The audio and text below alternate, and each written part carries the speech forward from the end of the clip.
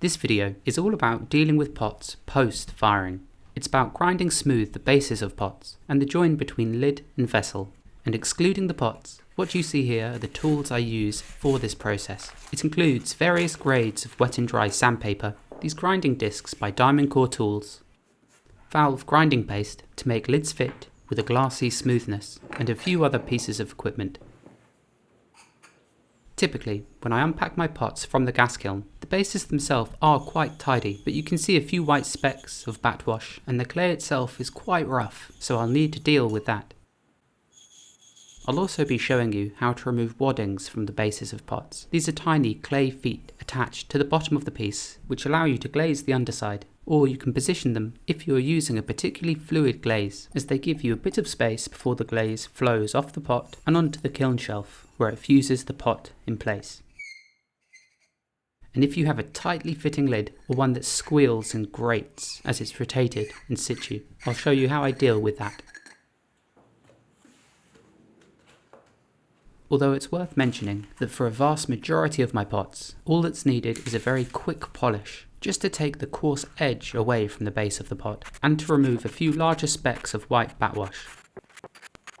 It's a process I do immediately after unpacking the kiln, and as I grind the bottom of each piece, I'll double check it visually, and once polished, I'll run my palm over the base to check it physically. But please be careful, if glaze has run off the bottom of your pot and stuck the piece to the kiln shelf, it can be extraordinarily sharp, and I've seen some terrible injuries in my time as a potter from people unpacking pots and immediately running their hands over the bases and through razor-sharp shards of glaze. This isn't a mindless task, and each pot is carefully assessed. So, for most of my pots, I just use a piece of wet and dry sandpaper submerged in water, and I twist the pot a few times on it. For my pots, this is generally enough to get rid of anything sharp that might scratch a tabletop. But with this particular high iron stoneware clay body that's fired in a reduction atmosphere, I have to be careful not to grind away too much, as doing so removes the flashed orange surface, revealing the darker grey clay body beneath, which you can see more clearly here. If you're firing your pots in an oxidised atmosphere, or if you're using a clay body that isn't so packed with iron, then this won't be such a problem. If you want to polish the bottoms of your pots more thoroughly though, or if the glaze has run particularly badly, then these grinding discs by Diamond Core Tools are fantastic for grinding clean the bases of pots. They're held in place with a sticky pad, also made by Diamond Core Tools. I then pour some water on the grinding disc and then push the pot firmly down against it as the wheel spins.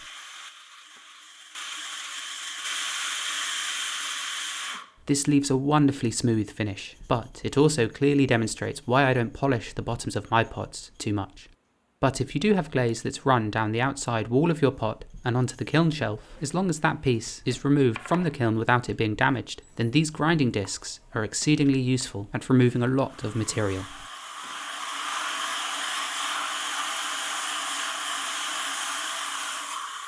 But with this particular stoneware clay, I tend not to use them too aggressively.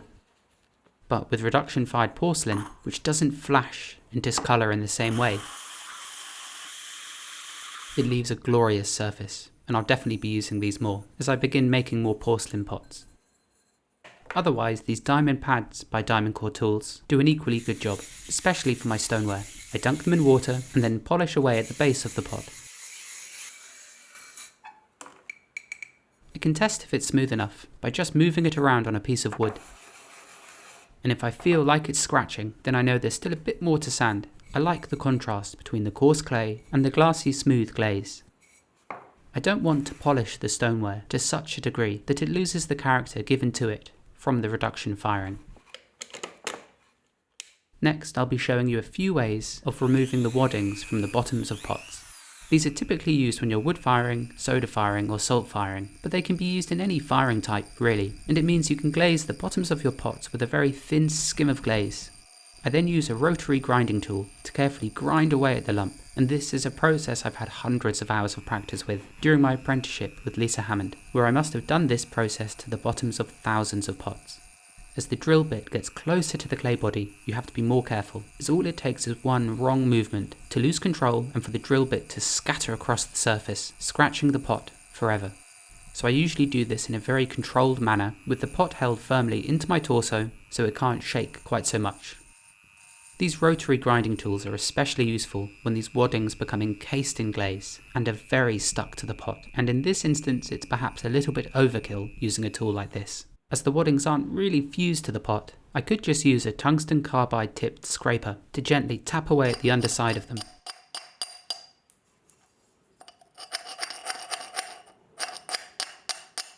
You can even use it to scratch away at the few remnants left, but once again you do need to be cautious, as if used incorrectly the tip could scratch the clay or the glaze. I've always liked using waddings, and I'm equally fond of the 3 ghostly prints they leave. They become even more apparent on solidified wares, as you can see the flames movement around them. This is one of the mugs I made during my apprenticeship with Lisa at Maze Hill Pottery, and although waddings aren't intended as decorative features, as they're really only there to prevent the pot sticking to the kiln shelf, I love the story they add to the vessel, and how they capture the flame's motion. Now for the pots that probably take the longest to clean up, and that's any of my lidded jar forms. For this process I use Chemico grinding paste. It comes in 2 grades, coarse and fine, and it's essentially carborundum powder or silicon carbide, suspended in grease. It's sticky stuff and a bit of a pain to work with at times, but with it I can make the joint between a lid and a jar glassy smooth, and it can even make a lid that's say warped a little bit or perhaps a tiny bit too big fit perfectly. This lid squeaks horribly. It's probably just a fraction too big, so I'll run you through the process of how I use this paste to fix lids like this.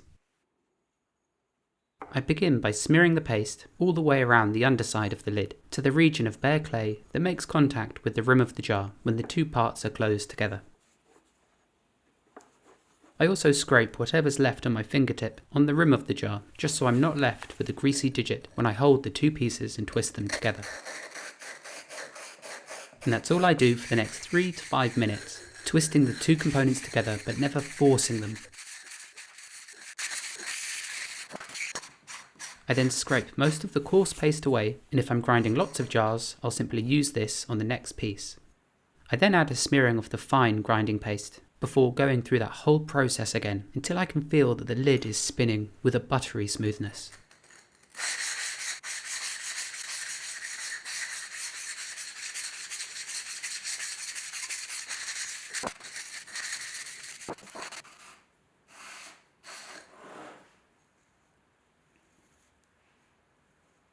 And if I'm only grinding 1 jar, I use my finger to scrape the paste off and place it back into the tub. If instead I'm grinding dozens of jars, eventually the paste will become saturated with clay and it won't be so effective, so at that point I get rid of it. I then use a piece of tissue to rub away the worst of the residue. As this stuff is sticky, it can be quite hard to remove, but it being sticky also means it stays in place as I grind, so there are pros and cons. And the next thing I want to do to improve this process is to purchase a Giffen grip which would hold the pot on the wheel so that I can push the lid down and spin the wheel to do the grinding for me. Lastly, I fill up a bowl with hot, soapy water, and in this I'll thoroughly wash the 2 components, both the lid and the jar, to remove any traces of grease there might be. Going through this process with 1 pot doesn't take long, but there are days where I have 50 or 60 pieces to get through, making it quite a monotonous and strenuous task, but one that's well worth it once you hear how silky smooth the join is between these 2 pieces.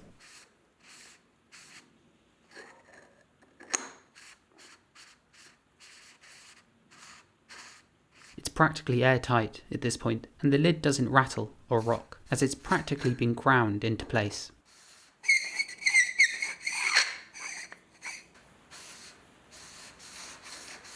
Anyhow, those are just a few methods I use to tidy up my pots post-firing. It may take some trial and error and testing to find what works best for your pots, as different clays, glazes and firing types may need a different approach, but these work for me. Thank you so much for watching, and I'll see you next time.